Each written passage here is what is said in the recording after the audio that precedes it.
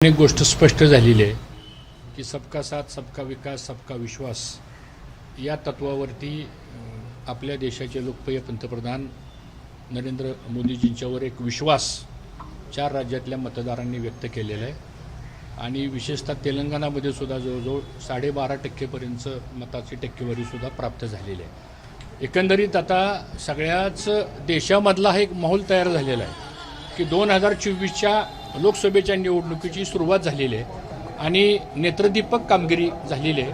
त्यामुळं आम्ही सर्वच नेत्यांचं, सर्व कार्यकर्त्यांचं आणि विजय उमेदवारांचं मनापासून अभिनंदन करतो।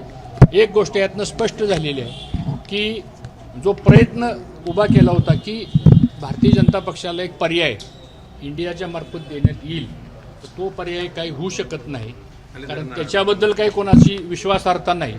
आणि म्हणून पुन्हा एकदा 2024ला माननीय पंतप्रधानांच्याच नेतृत्वाखाली अतिशय चांगल्या बहुमतानं पुन्हा सरकार स्थापन होईल असा मला विश्वास आहे। महाराष्ट्रावरती काय नेमके परिणाम होऊ शकतात महाराष्ट्रात? कारण काल शरद पवार किंवा संजय राऊत सुद्धा म्हटले की महाराष्ट्रात तसा काही कुठला परिणाम होणार नाही, महाराष्ट्रात ठाकरे, पवार आणि काँग्रेसचं एकूण तेच मॅजिक चालणार आहे असं राऊत आणि पवार सांगितलं। ठीक आहे, आता ते त्यांचं मत असेल, परंतु महाराष्ट्रामध्ये आता महायुतीचं सरकार आहे आणि नुकत्याच झालेल्या ग्रामपंचायतच्या निवडणुकीचे जर आपण निकाल पाहिले तर त्यावरून एक गोष्ट स्पष्ट झालेली आहे आणि आता पूर्ण तयारी सुरू झालेली आहे। त्यामुळे मला असं वाटतं की महाराष्ट्रामध्ये सुद्धा याच पद्धतीचा ट्रेंड हा उद्याच्या लोकसभेला राहील। भाजपने मिशन बारामती चालू केलं होतं, मात्र अजित पवारांनी बारामती मतदारसंघावर दावा ठेवला नाही। आता लोकसभेच्या जागा वाटपाच्या संदर्भामध्ये मला असं वाटतं की हा निर्णय हा केंद्रीय पातळीवरती होणार आहे, तो निर्णय काय इतर राज्य पातळीवर होणार नाही। आणि आता ह्या निवडणुका संपल्यामुळं बहुतेक लवकरच या संदर्भातली काय बैठक होईल आणि त्या बैठकीमध्ये प्रत्येक मतदारसंघ वाईज चर्चा होईल आणि शेवटी इलेक्टिव्ह मेरिट्स हे फार महत्त्वाचे आहेत आणि इलेक्टिव्ह मेरिट्स पाहून 48 पैकी किमान 44-45 प्लस जागा आमच्या महायुतीच्या कशा येतील या दृष्टीनं तयारी सुरू झालेली आहे। त्यामुळं मला असं वाटतं की ह्याचा अधिकृत ह्याची जी घोषणा आहे हे दिल्लीच्या पातळीवरती होणार आहे आणि याबद्दल उपमुख्यमंत्री देवेंद्र फडणवीस साहेब असतील किंवा मुख्यमंत्री असतील आणि पक्षाचे जे वरिष्ठ नेते मंडळी आहेत हे बसून या संदर्भातली चर्चा करतील। पण आपला दावा कायम आहे की नाही? भाजपचा दावा कायम आहे की नाही? त्या जागेवर भाजपचा दावा कायम आहे की नाही? नाही, जागा वगैरे अशा कुठल्याही सोडलेल्या नाही आहेत। या संदर्भातली चर्चा होईल आणि ती चर्चा करत असताना प्रत्येक त्या लोकसभेच्या मतदारसंघामध्ये विधानसभा कोणकोणत्या आहेत, तिथली इक्वेशन्स काय आहे, तिथं सीट्स कोणते निवडून येऊ शकतात, या सगळ्या शेवटी जागा इलेक्शन लढवायचे कशासाठी? ते जिंकण्यासाठी लढवायचे, लढवण्यासाठी लढवायचं नाही।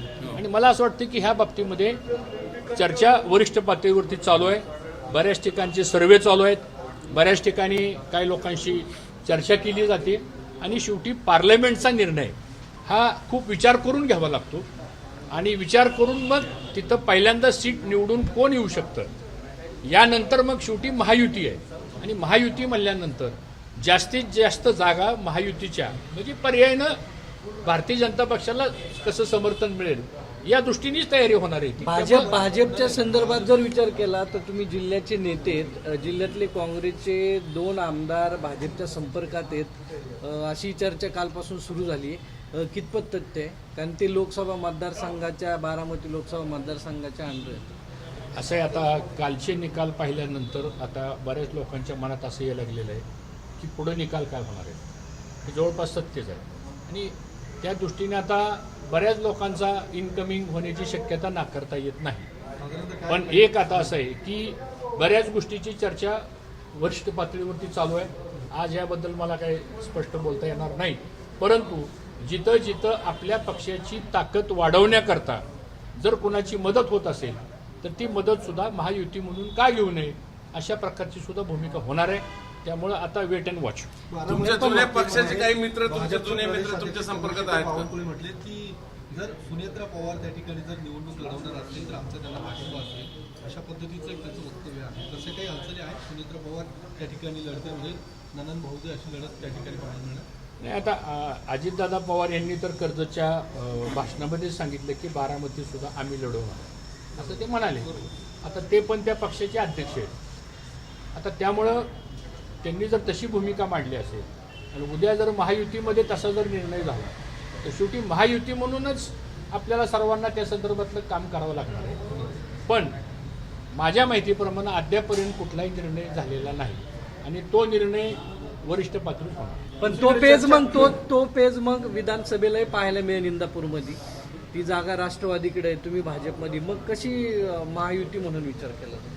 एक लक्षात ठेवा, आता सगळा फोकस पॉईंट हा लोकसभेच्या निवडणुकीला आहे. लोकसभेच्या निवडणुकीनंतर आज आमचं सर्वांचं उद्दिष्ट एकच आहे की थम्पिंग मेजॉरिटीनी माननीय मोदी साहेबांना तिसऱ्यांदा या देशाचं पंतप्रधान करायचं. ते झाल्यानंतर 6 महिन्यांनी विधानसभेच्या निवडणुका येणार आहेत. त्यामुळे त्याला कालावधी खूप आहे. पण पेज निर्माण होऊ शकतो ना आहे त्याच्यावर. की बारामती लोकसभा मतदारसंघात अंकिता पाटील ठाकरे या सुद्धा मतदारसंघामध्ये फिरतात, काही मेळावे घेत आहेत. त्यांच्याही नावाची चर्चा आहे बारामती लोकसभेसाठी.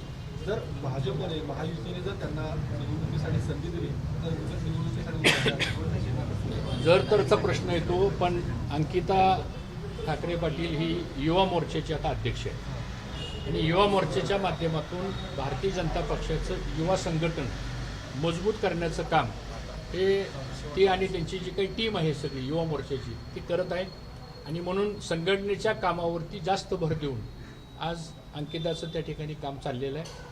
आणि मी पुन्हा एकदा सांगतो की ह्या जर तरच्या गोष्टी आहेत. शेवटी या संदर्भातला निर्णय हा पार्लमेंटरी बोर्ड आणि वरिष्ठ पातळीवर पण संधी दिली तर तुमची तयारी आहे का? तशी तयारी आहे. असं आहे की आता या सगळ्या बाबतीमध्ये अजून ही जागा लढवणार कोण, या जागेच्या संदर्भामध्ये अजून चर्चा. त्यामुळे मूळ भाजपची ठीक जागा आहे, आहे. मान्य त्याच्यामुळे मान्य. भाजप करणं काय तयारी? ऐका, पूर्वीच्या काळामधली ही जागा भारतीय जनता पक्षाचीच आहे आणि भारतीय जनता पक्षाच्या कार्यकर्त्याचा आग्रह राहणार की ही जागा भारतीय जनता पक्षाला राहावी म्हणून. पण आता हे जे काही 3 पक्ष एकत्र येऊन जे सरकार स्थापन झालेलं आहे त्यामुळे आज त्यांची पण ताकद उद्याच्या लोकसभेच्या निवडणुकीला, एकनाथ शिंदे साहेबांची ताकद आणि भारतीय जनता पक्षाची ताकद, शेवटी निवडणुका जिंकायच्या म्हणल्यानंतर त्याला मतदारांची कार्यकर्त्याचं पाठबळ लागतं आणि ते सगळं पाठबळ एकत्र आणून त्या संदर्भातला निर्णय वरिष्ठ पातळीवर होईल. आज अंकिता संघटनेचं काम करते. सर दुसरं तुमचंही नाव असं- चर्चेत आहे लोकसभेत बारामतीमधलं, तुमचंही नाव चर्चेत. माझ्यापर्यंत काही कोणी या संदर्भात अजून काही बोललेलं नाही. बरं, तुमच्याकडूनच मिळाली ऐकलं मी. मिळाली संधी तर तुम्ही तुम्ही आज लढणार तुमच्या का? जुन्या मित्रपक्षाला- मिळाली संधी तर लढणार का तुम्ही? आता पक्ष ठरवल ती भूमिका आम्ही घेऊ. नाही देत, पक्षाने बाकी ठरवायचं. वेळेत नाही देणार ते. मुद्दा असा आहे, आज तुम्ही तुमच्या जुन्या पक्षाच्या सगळ्या मेळाव्याला आलात. ऑब्व्हियसली आठवणी सगळे जुने मित्र भेटले असतील. हे निकाल लागलेत विधानसभेचे. कोणी काही संपर्कात आले का तुमचं?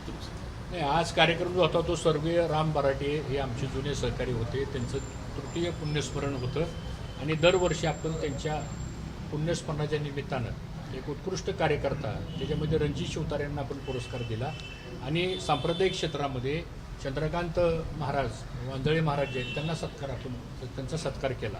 आणि त्यामुळं बरेच जुने नवे सगळ्याच पक्षाची मंडळी त्या कार्यक्रमाला होती. आणि आता जर काही लोकांना जर आमच्या प्रवाहामध्ये यायचं असेल तर त्यासाठी आम्ही निश्चितपणानं प्रयत्न करू आणि त्याचं स्वागत आहे. वेट अँड वॉच का मग? हो, भारतीय जनता पक्षामध्ये जर कोणाला यायचं असेल आणि ह्या मुख्य प्रवाहामध्ये यायचं असेल तर त्यासाठी आमचा कसोशीनं प्रयत्न राहणार आहे आणि वरिष्ठांशी बोलून त्या प्रकारचे निर्णय आम्ही करू. संपर्कात किती जण आहेत? काही संपर्क केला, संपर्कात काही किती लोकांना